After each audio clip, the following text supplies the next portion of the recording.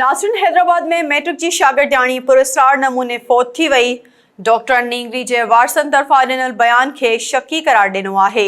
उन हवाले से तफ़सील ॿुधाइण लाइ असां टेलीफोन लाइन ते मौजूद है SS न्यूज़ जो रिपोर्टर GM चांडियो। जी GM, छा तफ़सील आहिनि?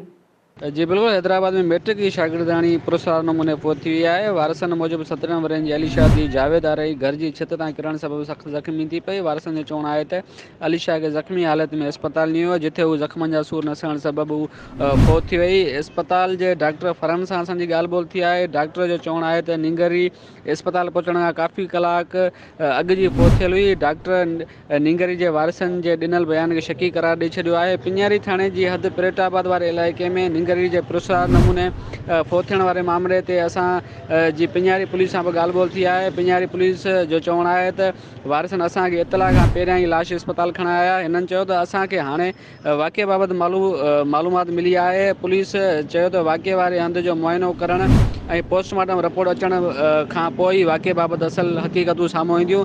अस्पताल इंतज़ामिया जो चवणु आहे त वारसन मूजिब मक़तूलनि नींगरी जो पीउ जावेद आरई छठे ज़िले में रोज़गार जे सिलसिले सां वियल आहे। उनजे हिते पहुचण बैदि ई पोस्टमार्टम कयो वेंदो। जी।